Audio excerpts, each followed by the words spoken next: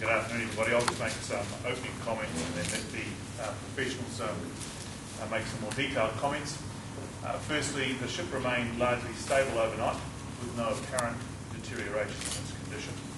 The weather conditions are currently fairly good. Winds are expected to increase on Monday, which is expected to cause an increase in wave height. Maritime New Zealand have now established a small salvage advisory team in Tauranga to liaise directly with Switzer on the salvage operation and report into Wellington. And so Bruce Anderson leads that team, and he'll speak to you shortly. And also Captain Jonathan Walker, who's MNZ's advisor from Singapore, will also be available to make some comments and also make some questions. The draft salvage plan has now been received from Switzer.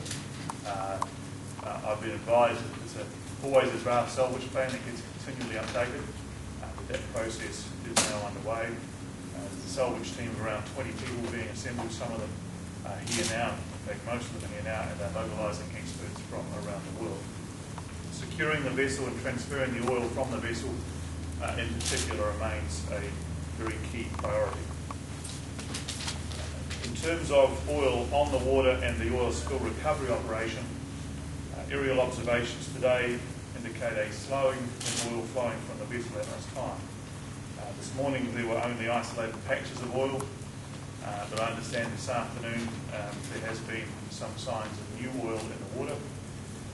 And Rob Service, who spoke yesterday, and of course, who is in charge of the oil spill response, will be providing more updates on that shortly as well, and also be available for your questions.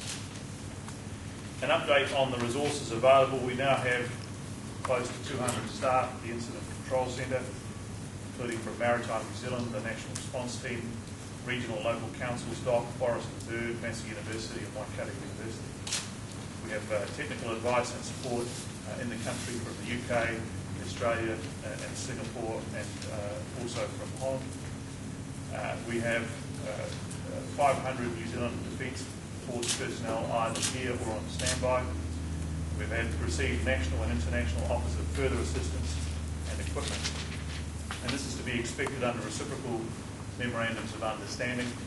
Probably the best way I've had it described to me is it's a little bit like the USAR situation with earthquakes, where all these countries work together to help each other out when these sorts of events occur.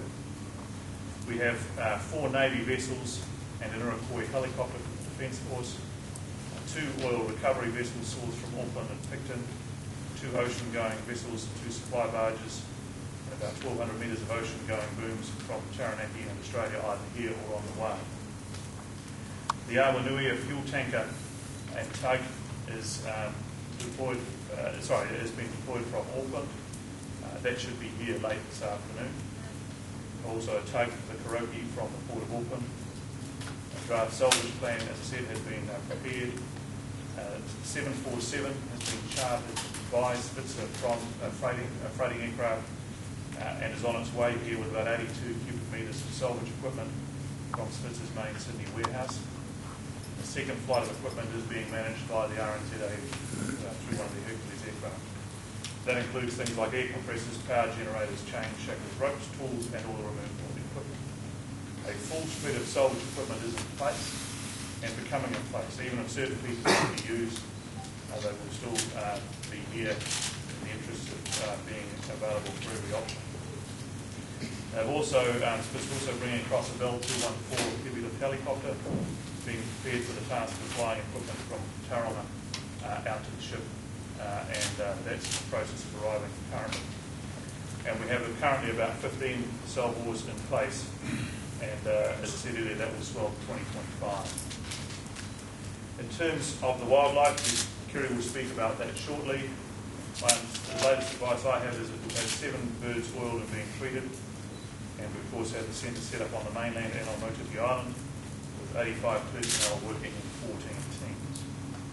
Once again, people that would like to help, and the number to call is 0800 oil spill with your offer of assistance. I think Kerry will also update on the daily opportunities to be trained for the looking through wildlife. If you see affected wildlife, the number is 0800 333 771, giving precise details of location, the species and number of animals. And again, the team asks that you do not handle or attempt to clean the wildlife yourself. It's important that the trained teams actually deal with that. So, a few perhaps overall comments. I think we're seeing good progress. I understand again that people will be frustrated that everything just doesn't happen instantly. I'll get these gentlemen shortly to take you through some of the challenges that they have and are facing in terms of recovering the oil from the ship. The closer I've got to it, the more technical and challenging operation it is. But the good news is we have the world's best experts working with us on this. These are the guys that experience this sort of stuff around the world every day. In fact, that's the reason you bring them in, because the locals just, thank goodness, don't have the experience of this on an ongoing basis. So it's the people that actually deal with this continuously that we have available to us to get the best possible result that can be obtained given where we're starting from. So if I stop there and pass over to Rob Service for a particular update on the oil spill.